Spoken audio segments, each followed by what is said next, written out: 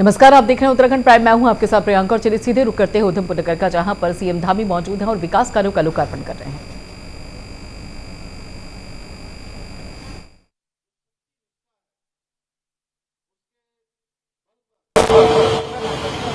जो जगह जगह हमारे प्रत्येक जनपदों में ऐसे कार्यालयों का निर्माण हो रहा है और उसके बारे में अभी प्रदेश अध्यक्ष जी ने, हमारे संगठन मंत्री जी ने, आदरणीय अजय भट्ट जी ने बहुत विस्तार से बताया कि कार्यालय हमारे देवालय जैसे होते हैं।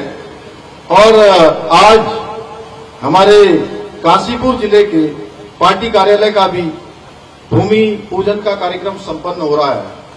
इसके साथ साथ आज वहीं जल निगम, जल संस्थान, लोक निर्माण विभाग की लगभग यहीं पर अभी बगल में 287 करोड़ से अधिक की इन 4 विधानसभाओं की 102 योजनाओं का शिलान्यास तथा जल निगम, जल संस्थान, ग्रामीण विभाग, लोक निर्माण विभाग की लगभग 67 करोड़ से अधिक की 11 योजनाओं का लोकार्पण भी अभी किया जाएगा। इन सभी योजनाओं के पूरे हो जाने से इस क्षेत्र के विकास में एक नए युग का सूत्रपात होगा। भाइयों बहनों, आज जिला कार्यालय के भूमि पूजन के अवसर पर मैं उस राष्ट्रपुरुष श्रद्धेय श्यामा प्रसाद मुखर्जी जी को नमन करता हूं, जिन्होंने जनसंघ के रूप में ऐसे एक राष्ट्रवादी संगठन की नींव रखी, जो आज भारतीय जनता पार्टी के रूप में संपूर्ण विश्व का, केवल भारत का ही नहीं बल्कि संपूर्ण विश्व का सबसे बड़ा राजनीतिक संगठन बन गया। और हम सबको गर्व है कि हम सब उस पार्टी के, उस परिवार के सदस्य हैं। मैं इस अवसर पर हमारे प्रेरणापुंज, जिन्होंने एकात्म मानववाद यानी कि समाज के अंतिम छोर में खड़े हुए व्यक्ति तक हमारी सेवाएं पहुंचे, हमारी सरकार पहुंचे, हमारा शासन पहुंचे, प्रशासन पहुंचे, ऐसे विचार को हम सबको देने वाले महान विचारक पंडित स्वर्गीय दीनदयाल उपाध्याय जी तथा अपनी आदर्श छवि एवं विशिष्ट बौद्धिकता के कारण से जिन्होंने संपूर्ण विश्व को, भारत के गौरव को संपूर्ण विश्व के अंदर बढ़ाने का काम किया, श्रद्धेय अटल बिहारी वाजपेयी जी को भी मैं नमन करना चाहता हूं। हमारा संगठन शायद विश्व का एकमात्र संगठन होगा जहां पर, जैसा अभी आदरणीय अजय भट्ट जी कह रहे थे कि मैं पहले अध्यक्ष था, अब महेंद्र प्रसाद भट्ट जी अध्यक्ष हैं। यहां मंच पर बहुत सारे लोग बैठे हैं, बहुत सारे लोग जो मंच पर बैठे हैं वो कभी सामने बैठते हैं और कभी सामने बैठे हुए बहुत सारे लोग मंच पर बैठ जाते हैं। ये क्रम लगातार हमारे यहां चलता रहता है और हमारे यहां विचारधारा और जो पार्टी के कार्यकर्ता हैं वो महत्वपूर्ण होते हैं, क्योंकि यदि आज हमारी पार्टी विश्व की सबसे बड़े पार्टी के रूप में अपनी यश पताका को संपूर्ण विश्व के अंदर फहरा रही है, तो इसके पीछे अगर किसी का परिश्रम है, किसी का समर्पण है, श्रद्धा और विश्वास है, तो हमारे करोड़ों करोड़ कार्यकर्ताओं की लगन और मेहनत का परिणाम है कि आज हम जहां विश्व की सबसे बड़ी पार्टी है, वहीं आज विश्व का सबसे बड़ा नेतृत्व भी हमारे पास है।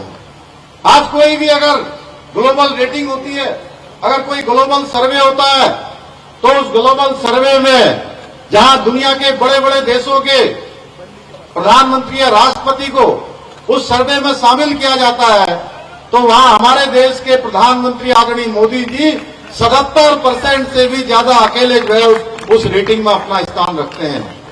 भाइयों बहनों, आज आदरणीय प्रधानमंत्री मोदी जी के नेतृत्व में भारतीय जनता पार्टी अटक से लेकर कटक तक और कश्मीर से लेकर कन्याकुमारी तक हमारी पार्टी का विस्तार हो रहा है।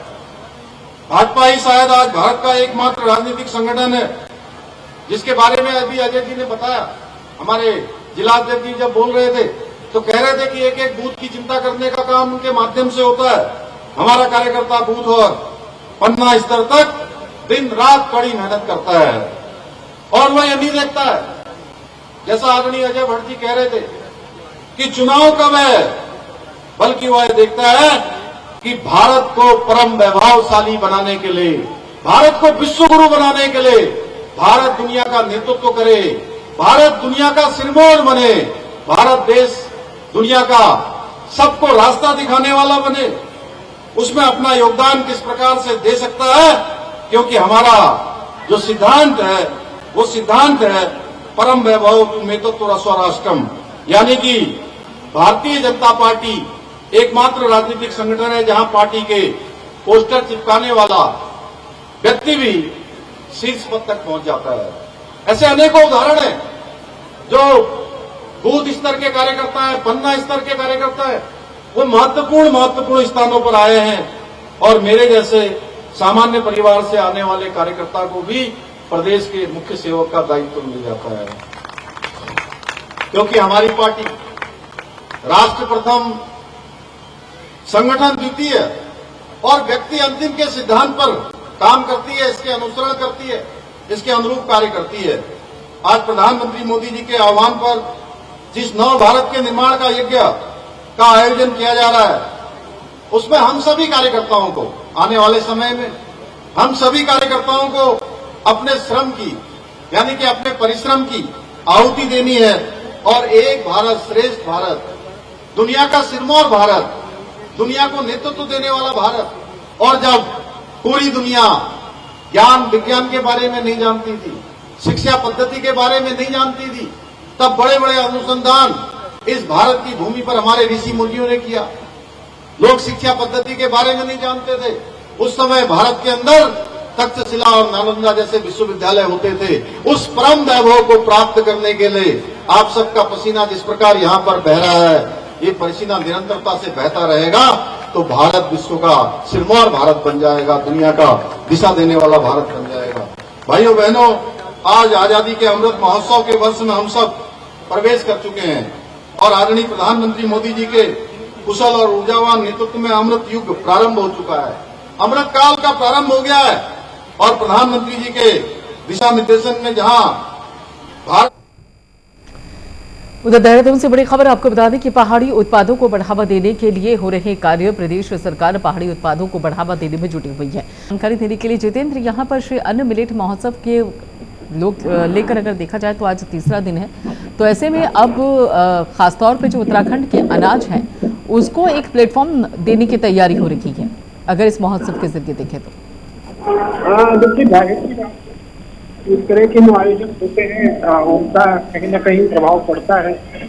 स्थानीय उत्पादों की बात करें तो उत्तराखंड में बहुत सारी परंपरागत खेती और बागवानी है जिनका एक अपना महत्व होता है। उत्तराखंड के जो उत्पाद हैं उनको जैविक उत्पाद के रूप में माना जाता है। पहाड़ों की चाहे दालें हों या वहाँ का झंगोरा हो, मडुआ हो, कई सारे ऐसे उत्पाद हैं जिनको आज के दिन में एक अंतर्राष्ट्रीय पहचान मिल चुकी है और उसी को बढ़ावा देने के लिए उत्तराखंड में का आयोजन किया गया था, जिसमें किया था और उस पर गहन मंथन विचार भी हुआ। इनको बढ़ावा देने के लिए आगे की जो कार्य व्यवस्थाएं हैं उसको बातचीत हुई। तो कुल मिलाकर ये कहा जा सकता है कि स्थानीय उत्पादों को बढ़ावा देने के लिए सरकार की एक कवायद है और ऐसे में जब सरकार उसमें बढ़ चढ़ कर रुचि ले रही है तो जाहिर सी बात है कि उत्तराखंड के जो स्थानीय उत्पाद हैं उनको एक मार्केट मिलेगा, अंतर्राष्ट्रीय पहचान मिलेगी। बिल्कुल, लेकिन एक चीज़ और भी है यहाँ पर, खासतौर पे अगर इस मिलेट महोत्सव की बात की जाए जितेंद्र, तो कहते हैं कि जब तक घर में ही उसके कद्र नहीं होगी तब तक बाहर के लोग भी कद्र नहीं करने वाले हैं। तो ऐसे में सबसे ज़्यादा ज़रूरी ये है कि उत्तराखंड के लोग भी जो उत्तराखंड का अनाज है, जो उसका उत्पाद है, सबसे पहले उसके महत्व को समझना शुरू करें और इस महोत्सव के जरिए शायद वो जागरूकता फैलाने की एक कोशिश है। देखिए, जाहिर सी बात जो उत्पादक हैं उनको भी उसकी महत्ता का पता होना जरूरी है और उसकी जो क्वालिटी है उसको मेंटेन रखना वो जरूरी हो जाता है। और जो उत्पादक है उनको भी जागरूक होने की जरूरत है, और जो उत्पाद है उसको बाजार तक कैसे पहुंचाया जाए, सरकारें उसके लिए प्रयास करें, एक प्लेटफॉर्म तैयार करें जिससे किसान खुद अपनी फसल को लेकर, अपने अन्न को लेकर जो है किसी दुकानदार के पास नहीं जा सकता। उत्तराखंड की भौगोलिक परिस्थितियां भी काफी विकट है, ऐसे में सरकार भी ऐसा प्लेटफॉर्म तैयार जरूर करेगी जिससे जो उत्पाद है उसको आसानी से मार्केट में भेजा जा सके और जो किसान है उसको उसका फायदा मिल सके। बिल्कुल। और दूसरी चीज़ ये भी है जितेंद्र जी कि खासतौर पे आवागमन का भी ध्यान रखना पड़ेगा कि देखिए अगर उत्पाद है तो जिस तरीके का भौगोलिक एक प्रारूप है उत्तराखंड का, उस हिसाब से देखिए देहरादून से या फिर जो उसके आसपास के क्षेत्र हैं वहाँ से सामान या फिर उत्पाद का आवागमन दूसरे राज्यों में संभव है, वो इतना मुश्किल नहीं है। लेकिन सवाल ये उठता है कि जो उत्तराखंड के सबसे पहाड़ी इलाके हैं, सबसे ऊंचाई वाले इलाके हैं, उनका तो कई बार ये होता है कि उन उत्पादों को देहरादून में या फिर जो यहाँ पे शहर हैं बड़े उत्तराखंड के, वहीं तक नहीं पहुँच पाते हैं। तो बाकी राज्यों में पहुँचना तो है ही बड़ी चुनौती, उसके लिए भी एक व्यवस्था करने की ज़रूरत है। लेकिन सबसे बड़ी चैलेंजिंग बात यही है कि उत्तराखंड की विकट भौगोलिक परिस्थिति है, पहाड़ी क्षेत्र है, वहाँ से किस माध्यम से, किस तरीके से उनको ऐसी सुगमता से व्यवस्था बनाई जा सके ताकि वो उत्पाद समय पर जो है बाजारों में उपलब्ध हो सके। वो सरकार की रणनीति बनाई होगी, उस पर एक कार्य योजना तय की होगी, जो किसान अन्य है, जो भी उत्पाद है वो खराब ना हो और समय पर उनको बाजार मिल जाए, इसके लिए कुछ व्यवस्था सरकार मुक्ति होगी। और भविष्य की ये कार्य योजनाएं भी सरकार की हैं कि आसानी से जो उत्पादक हैं, उनके जो उत्पाद हैं उनको बाजार में बेचने के लिए कोई सुगम तरीका अपनाया जाए, और जो इन्वेस्टर हैं या तो वहीं पर आकर किसानों की जो फसल है उसका आकलन करके वहाँ पर व्यवस्था है उसको खरीदने की वो की जाए, या कोई कलेक्शन सेंटर सरकार विकसित करके एक जगह में वहाँ तक पहुँचाने के बाद जो है उत्पादों को बाजारीकरण करने की बात करें। इस पर कार्य योजनाएं बन रही है, काफी शब्दों में उसको काम करें। बिल्कुल, शुक्रिया जितेंद्र पेटवाल जी सारी जानकारी के लिए।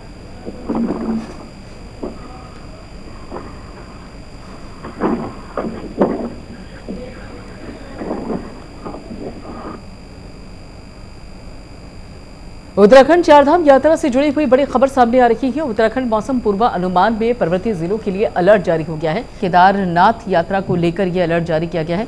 25 मई तक अब फिलहाल नए पंजीकरण पर रोक लगा दी गई है। पर्वतीय जिलों के लिए अलर्ट जारी कर दिया गया है और यही कारण है कि जो पर्वतीय जिले हैं, खासतौर पर अगर केदारनाथ की बात कर ली जाए तो वहाँ पर यात्रा को फिलहाल 25 मई तक जो नया पंजीकरण है उस पर रोक लगा दी गई है।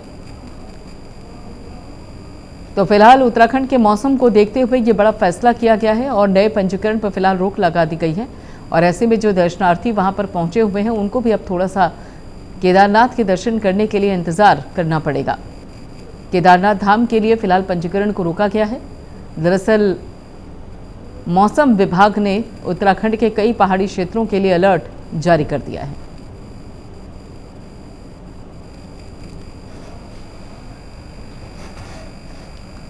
मोदी सरकार के 30 मई को 9 साल पूरे हो रहे हैं। इसी उपलक्ष्य में बीजेपी देश भर में 30 मई से 30 जून तक महासंपर्क अभियान चलाने जा रही है। इस संबंध में बीजेपी प्रदेश मीडिया प्रभारी मनवीर सिंह चौहान ने जानकारी देते हुए बताया कि मोदी सरकार के इस 9 साल के कार्यकाल के दौरान जो ऐतिहासिक कार्य हुए उनको जन जन तक पहुंचाने का कार्य इस संपर्क अभियान के माध्यम से किया जाएगा, जिसमें देश भर में पार्टी के 16 लाख कार्यकर्ता करोड़ों लोगों से संपर्क स्थापित कर मोदी सरकार की उपलब्धियों को बताने का कार्य करेंगे। साथ ही उत्तराखंड में भी प्रत्येक लोकसभा क्षेत्र में इस अभियान को चलाया जाएगा और प्रत्येक लोकसभा क्षेत्र के लगभग 250 प्रतिभाओं को सम्मानित करने का भी कार्य होगा।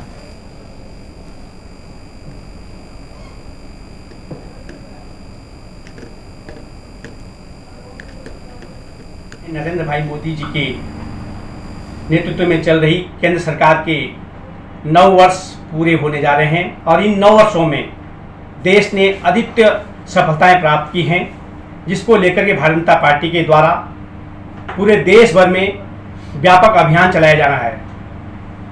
इस व्यापक अभियान के तहत पूरे देश में कार्यकर्ताओं के द्वारा महासंपर्क अभियान चलाया जाएगा, जिसमें केंद्र की सभी योजनाओं और राज्य सरकार की योजनाओं को जन जन पहुंचाने के लिए कार्य किया जा रहा है। और आगे कम से कम 16 लाख कार्यकर्ता भारतीय जनता पार्टी के पूरे देश भर में करोड़ों लोगों से संपर्क करेंगे और साथ ही एक लोकसभा में कम से कम 250 ऐसे विशिष्ट जनों को जिन्होंने अपने क्षेत्र में विशेष कार्य किए हैं उनसे संपर्क करने का भी अभियान चलाया जाएगा। माननीय नरेंद्र भाई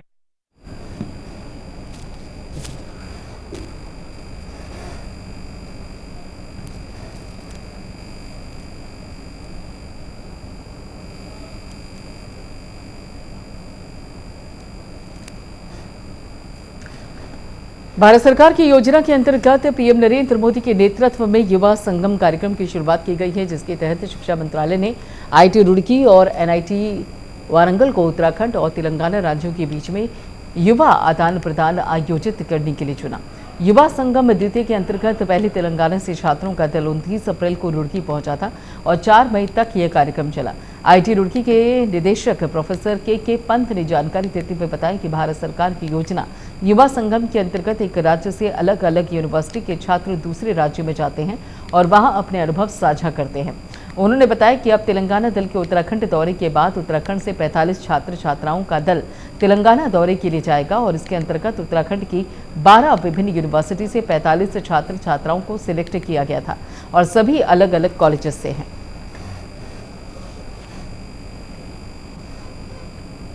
जैसा कि आप जानते हैं कि युवा संगम जो है हमारी सरकार ने एक नया स्कीम चलाई, जिसमें छात्र जो हैं अलग अलग यूनिवर्सिटीज़ से स्टेट वाइज दूसरे स्टेट में जाते हैं और उनसे वहाँ इंटरेक्ट करते हैं।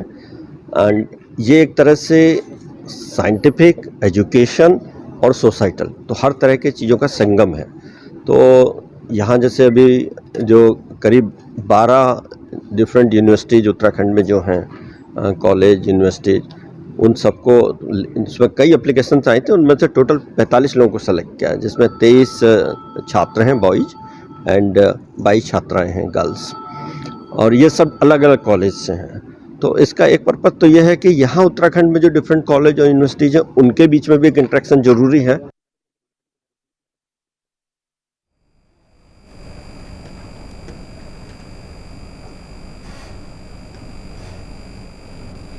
अरशद हुसैन हमारे साथ जुड़ चुके इस बाबत आगे की जानकारी देने के लिए। अरशद, यहाँ पे युवा संगम कार्यक्रम की शुरुआत हो रही है, क्या मकसद है इस पूरे कार्यक्रम का?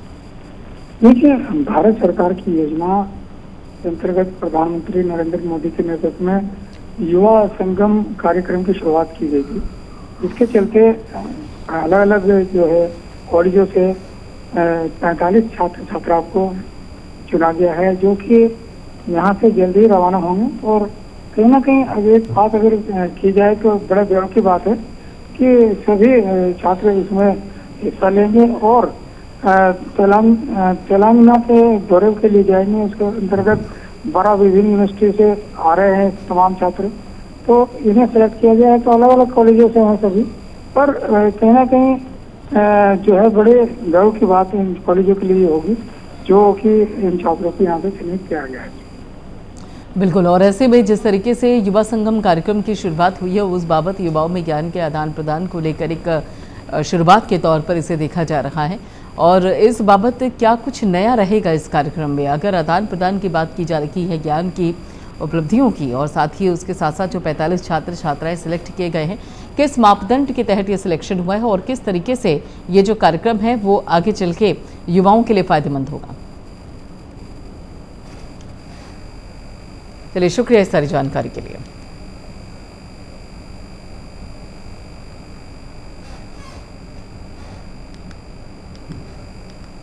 पर्यटन नगरी मसूरी में रहने वाले लोगों के लिए राहत भरी खबर सामने आई है। 144 करोड़ लागत वाली केंद्र सरकार की महत्वाकांक्षी यमुना मसूरी पेयजल पंपिंग योजना का काम लगभग पूरा हो चुका है और एक दिन पहले यमुना नदी से मसूरी के राधा भवन स्टेट के पानी के टैंकर्स में पानी पहुंच गया था। इस योजना के पूरा होने के बाद आने वाले लगभग 40 साल तक मसूरी को पेयजल की समस्या नहीं होगी और Mussoorie traders and welfare association के सदस्यों ने इसको लेकर खुशी भी जाहिर की है। बहुत ही खुशी का दिन है। उत्तराखंड सरकार द्वारा 144 करोड़ की यमुना मसूरी पेयजल योजना जो पिछले 5 सालों से लंबित थी, वो उसका आज पानी मसूरी पहुंच गया है राधावन एस्टेट में। बहुत जल्द ये पानी हर स्रोत में, किताबगढ़ से, माल रोड से लेकर पूरी मसूरी में जल्दी मसूरी वासियों को मिलेगा। मसूरी के नागरिकों को पानी की समस्या से, हाहाकार से एक निजात मिलेगी, आराम मिलेगा। मसूरी के हर निवासी को पानी खुलकर मिलेगा। मसूरी के होटल स्वामी, होमस्टे स्वामियों को पानी की किल्लत नहीं रहेगी, टैंकर से पानी खरीदना नहीं पड़ेगा। एनजीटी और पीसीबी के जो परेशानियां हमारे होटल स्वामी, होमस्टे स्वामी झेल रहे हैं, उससे मदद मिलेगी। उसमें एक सफलता मिली हमें इस पानी को लाने में, हम इसके लिए बहुत बहुत धन्यवाद करते हैं उत्तराखंड सरकार का, माननीय मुख्यमंत्री हमारे धामी जी का, हमारे माननीय मंत्री गणेश जोशी जी का, हमारे माननीय मुख्य सचिव एस एस संधू साहब का, हमारे पूर्व मुख्यमंत्री हरीश रावत जी का, जिन्होंने इसका सबसे पहले किला निवास कर 2 करोड़ रुपए की धनराशि सैंक्शन करी थी। उधर सितारगंज में चोरी की 10 बाइकों के साथ ही पुलिस ने 3 चोरों को गिरफ्तार किया है। तीनों आरोपियों के कब्जे से 10 बाइक बरामद की गई, जिनमें से 3 बाइक की चोरी का मुकदमा दर्ज था। तीनों चोरों में एक बाइक मैकेनिक भी शामिल था और पुलिस ने तीनों आरोपियों को कोर्ट में पेश कर जेल भेज दिया।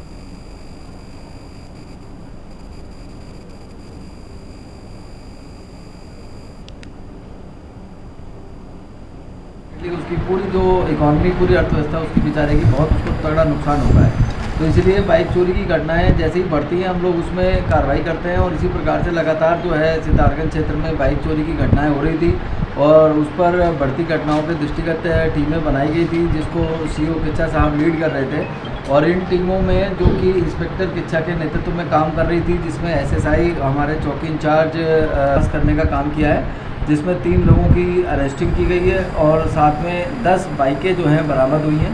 फिलहाल इनमें 10 बाइकों में से 5 बाइक हम लोग आइडेंटिफाई कर चुके हैं, जिसमें से 4 जो हैं वो थाना सितारगंज से संबंधित है, एक थाना ट्रांजिट कैंप से संबंधित है और बाकी भी हम लोग इसमें वेरीफाई कर रहे हैं। तो इन लोगों से जब विस्तृत पूछताछ की गई तो यही चीज़ें प्रकाश में आई कि इनमें से एक अभियुक्त जो है वो गाड़ियों की यूट्यूब पर एक वीडियो भी देखा जो कि गाड़ी चोरी से संबंधित एक टूल बनाने को लेकर के था।